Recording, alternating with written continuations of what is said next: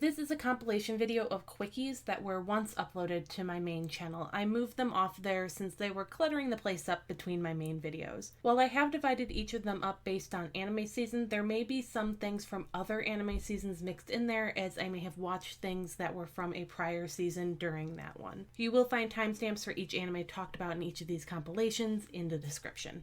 Thank you. Anime movies watched this year: number 1, Violet Evergarden, Eternity, and the Auto Memory Doll. 8 out of 10. So I really do love Violet Evergarden as a series, and the nice thing about a series is if you have one episode that's a little on the weaker side, the other ones can completely make up for it. In this case, this feels like it's one of the weaker episodes of the series, or perhaps 2 episodes that I'll get into later. And to be fair, even the weakest episode of the show is at least an 8, which is why the score has settled where it has. The problem with this movie is that it feels like it was 2 episodes of the show that were given a little more time to breathe and then pushed together in order to form a film. It almost has the feeling of being a compilation movie without actually being made of compilation content. Like, can't you just see this being an episode from near the start of a series and then one from the end that were put together in order to make a movie by connecting together an episode and its much later sequel? That's kind of the problem. This feels like it's 2 different stories with a little bit of weak connective tissue between them. It's one thing to have a plot and then a subplot, but it's another to tell basically one full story and then tell another full story. The second story is a continuation of the first, yes, but it's a somewhat disconnected continuation, as the first focused so much on the relationship that formed between Violet and Amy, and then that element was completely missing in the second portion. Yes, she does form a relationship with Taylor as well, but it's a very different type of relationship. You can't really claim that it's a matter of her temporarily fulfilling the role of a sister for each girl, as Violet doesn't really take on the role of a little sister to Amy, but more of a sister of her own age, though I do suspect that that's the idea that the film was going for. I also just have a huge issue with the trope of, I can't see them again until I become insert job or other achievement here. Now, I know this is a trope, but it's one that doesn't always work. In a context where 2 people are going to be separated by a vast period of time and for a vast difference, it makes sense to go, I'll be this thing when I see you again.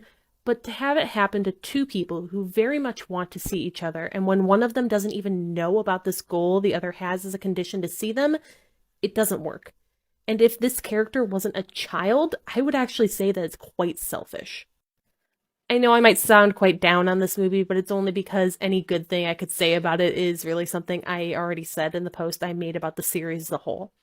The film is a really solid vertical slice of everything that made the show special. However, it feels like it's emulating one of the weaker episodes rather than one of the strongest. I highly recommend it to anyone who enjoyed the series, if for no other reason than having a chance to see Violet living her life a few years after the end of the series. Anime movies watched this year: number 2, Violet Evergarden, the movie. 9 out of 10. Overall, I did like this one better than the last Violet Evergarden movie. It cleaned up the biggest issue I had with that one in how the film was structured and paced.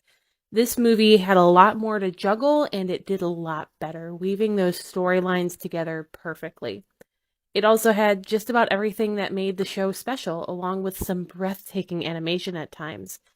So why am I giving this a 9 instead of a full 10 like I did the show? Well, it's because I don't like the direction one of the plot lines went in. That might sound petty, I know, but it was kind of enough to spoil the end of the movie for me. First off, I have no problem with Gilbert actually secretly being alive the whole time.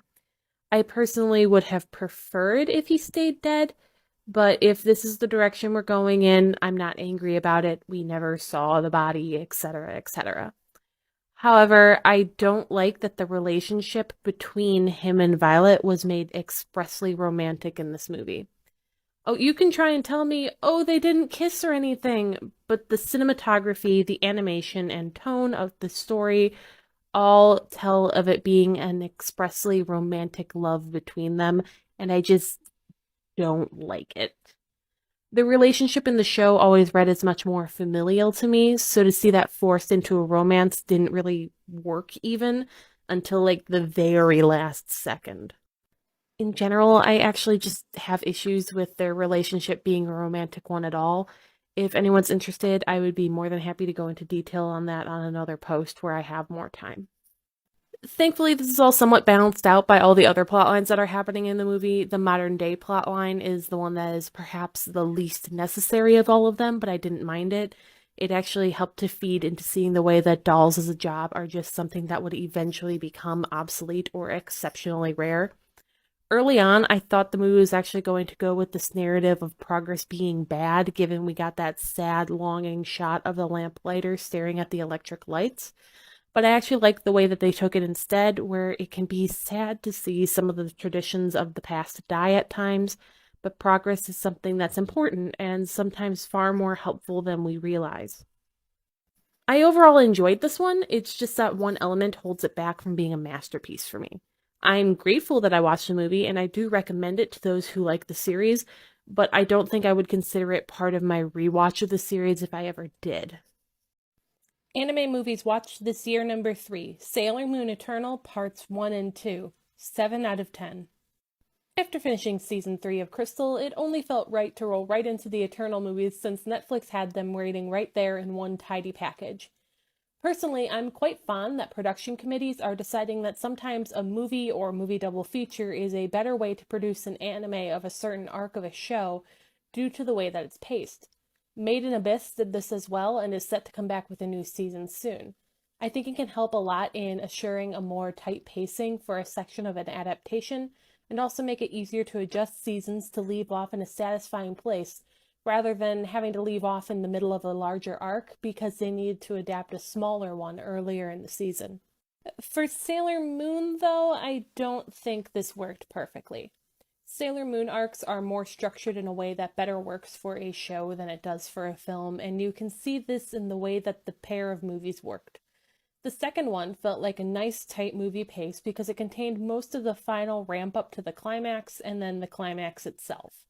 The climax is one nice continuous flow that slots together really nicely, putting it all back to back. However, the first movie suffers from having an episodic structure where each of the girls is given a problem that they have to deal with and overcome on their own. When watching the first movie, you can practically see the dividing lines between the 4 or 5 episodes that it would have been split into if it was produced that way. All that was scrapped is the bits that would have bookended each of the shorter stories, and maybe a scene or two more to flesh each of them out. While it was put together just fine in order to make a movie, I think it could have functioned better as a shorter season or mini-series, and perhaps the pacing wouldn't have felt as odd in that case. The Stars arc is the one that breaks the most from this episodic convention, so I suspect that one might flow a little better when we get the Cosmos movie next year. I did still enjoy the movie, though. I think part of that was because I didn't have to wait a month between seeing the parts, and I didn't have to pay for them individually. If I had, it might have lessened my opinion of it. The animation got kicked up a notch, and while the emotional stakes weren't quite as strong as Season 3, and this one had a lot of the weirder aspects of the Sailor Moon series plugged into it, I think it was still a lot of fun. Anime movies watched this year number 4, Made in Abyss Dawn of the Deep Soul, 7 out of 10. I was about to watch the first episode of the new season of Made in Abyss when I realized that while I had marked it as something I wanted to watch, I never actually got around to watching this movie. I don't really need to since I've read the manga, so I know what happens in this portion of the story, but I figured why not, since I'm liking this trend of adapting short arcs as films when the situation calls for it. Please note, though, that I haven't seen any of the prior Made in Abyss compilation films. The best part of this movie is undoubtedly the relationship between Nanachi and Bondrewd. I do love when something gets into the idea that people can have complicated relationships with someone who's wronged them. Like, yeah, he horribly disfigured her and her best friend, but he was also the first person to show them any damn care. He's charismatic and able to talk you into feeling like he's in the right, which is easy for a kid to fall for without knowing what's going on. Nanachi obviously doesn't trust him after everything he's put her through, for good reason. But she never really intended to go back before now, and so she's never really had to fully process how she feels. Now she's kind of being forced into it by being put in his proximity. That being said, as wonderful as that element is, the movie isn't perfect. This is about as long as an arc can be and still fit into a movie. If you look at how many chapters it covers, it doesn't seem like that many, but keep in mind that this is a monthly series, so the chapters run much longer than they do for your typical weekly series. As such, the pacing does feel quite rushed, and there are parts that suffer for that, Prushka being those parts. I do think she's a sweet girl, and they did the best that they could have with her here, but there's just not enough time dedicated to her and Rico's friendship that the end of it becomes truly believable. That's unfortunate, since the ending is something that's fairly pivotal, and if the lack of time they spent together makes it not work for you, you're going to be inclined to call foul on that ending.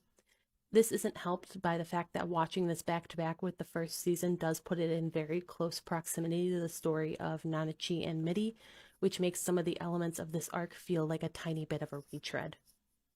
The pacing is where the real issue lies. There's some world building in this arc, but it's not the same as what's come before. This time the world building is more about the mechanics of the world, rather than the world of the layer the characters are on.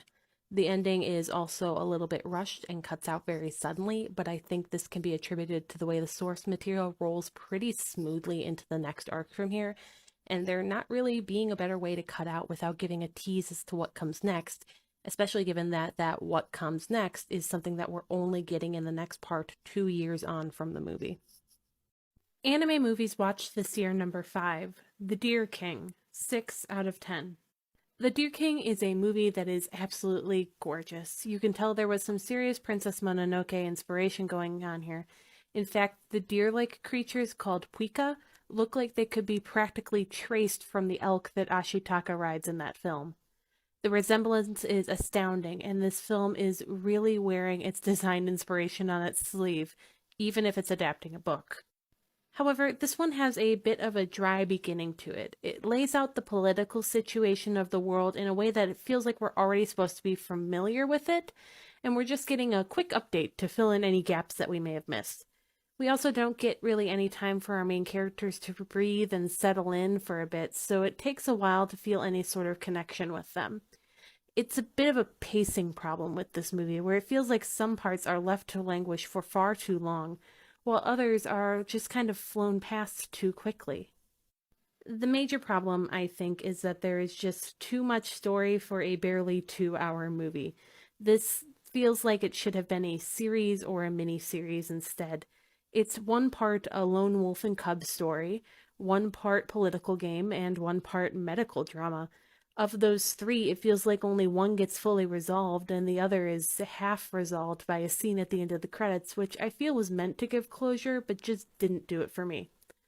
From what I can tell, fans of the author's work seem to be happy with this film, so it just may be a case of it appealing to a very particular taste that isn't mine.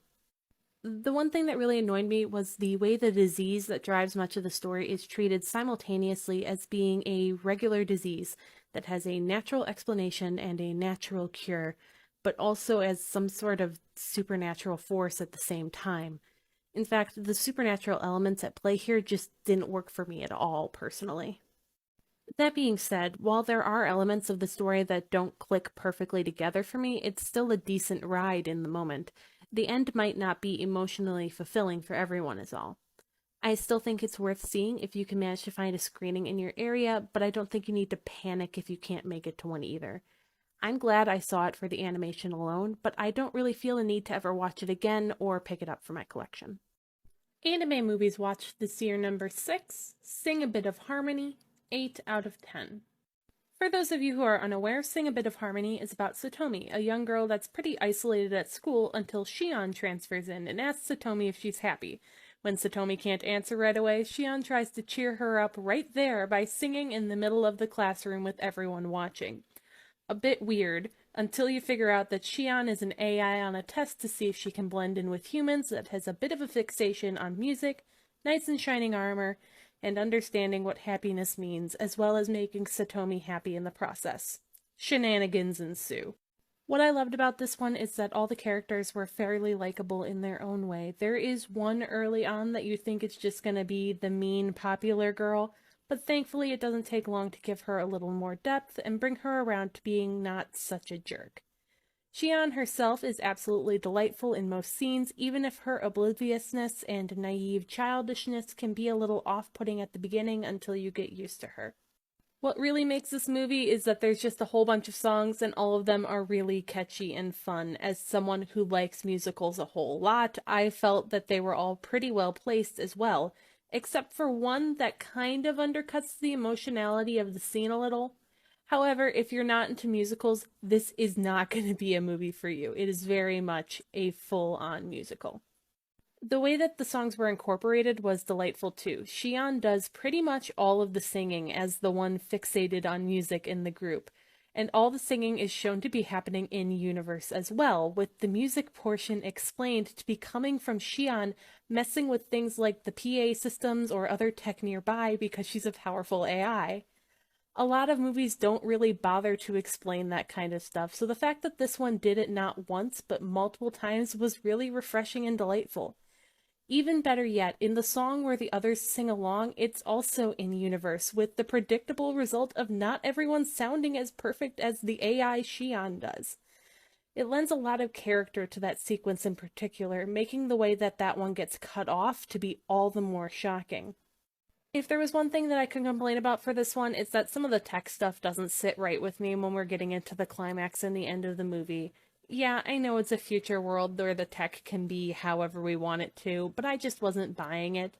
It's one of those things where the film goes more for the emotional fulfillment that something will give, rather than keeping strictly to the limits that seem to be in place up to that point. Either way, though, an absolutely fun and delightful film that I definitely recommend that anyone check out.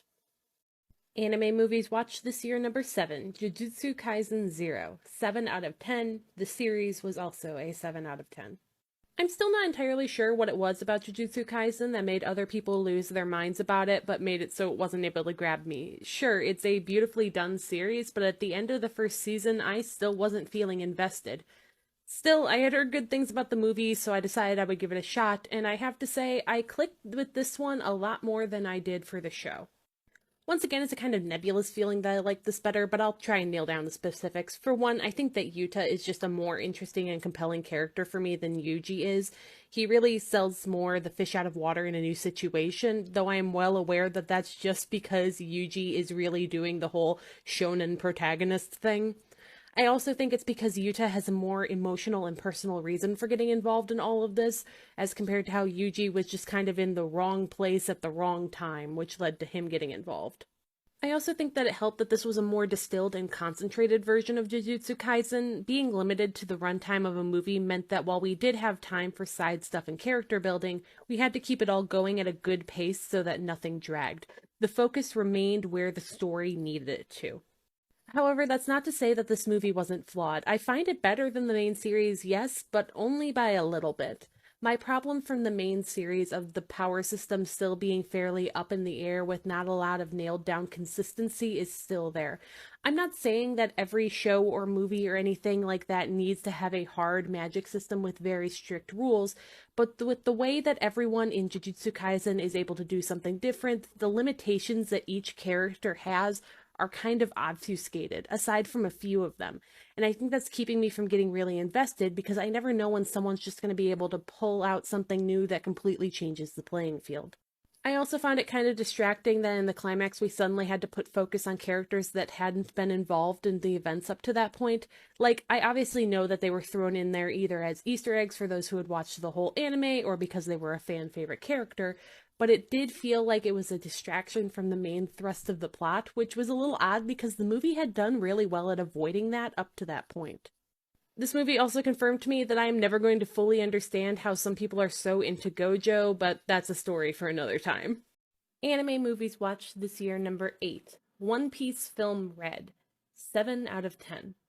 So it looks like this is a movie that has really split the One Piece fans, huh? That split seems to lie largely on whether or not you knew it was a musical going in, and if you actually expected Shanks to be a huge part of the story. I fell on the side of knowing it was a musical and being excited for that, and not expecting Shanks to show up in anything but a flashback, so I actually had a pretty good time with this one. I can go into this more if people are interested, but I have this theory that there are 3 types of One Piece movie, and this one kind of rides the line and blurs together my personal favorite and least favorite of those types. This made up for some of the flaws of each side, but it wasn't a perfect combination by any means. It ends up as a movie that's fun, but that I don't feel a strong need to rewatch aside from the stellar music scenes, which were what felt like they had most impact. Everything outside of that felt like it was good, but it didn't really blow me away either. That being said, though, damn, those musical scenes. It's a bit of a shame that due to the structure of the film, the first song ended up being the best one, but all the others aren't too far behind, so it doesn't really matter in the long run. I will say, though, that for as much as I love the singing here, there is a big disconnect between Uta's character voice and the vocal performance of the singing. In the dub, I would expect that since the songs were left undubbed, but I watched a subbed showing and it was still like that. It's the disconnect between Uta having a cute, higher pitched anime girl voice and then the singing actually being a little bit deeper and more soulful sounding. If you're not paying attention to it, it is ignorable for most of the movie, to be fair, but the one place it really stands out is when, in a flashback, child Uta starts singing, and it's just a grown woman's voice suddenly coming out of a child. Now, yes, you can technically argue that this is a result of her devil fruit, or whatever in-universe explanation you want to come up with, but that doesn't make it any less jarring and distracting when you're actually watching the film. There's also the biggest issue that the plot twists of the film are kind of messy. There's one near the end where if you watch earlier portions knowing that reveal, then a certain character's actions don't really make much sense. Based on the information of the final reveal, they should not be saying or doing certain things, but they are, acting like they don't know, despite it being made clear alongside that final reveal that they did know all along. It's not movie ruining, but it does end up feeling sloppy. In the end, of the One Piece movies that I have seen, I would likely put this in the top third of them, but it's not reaching the highest echelons that a One Piece movie can get to. Enjoyable, but not one of my favorites, and I think you need to manage expectations when going in. Despite initial mentions in advertising, this is not a Shanks movie, it's an Uta one.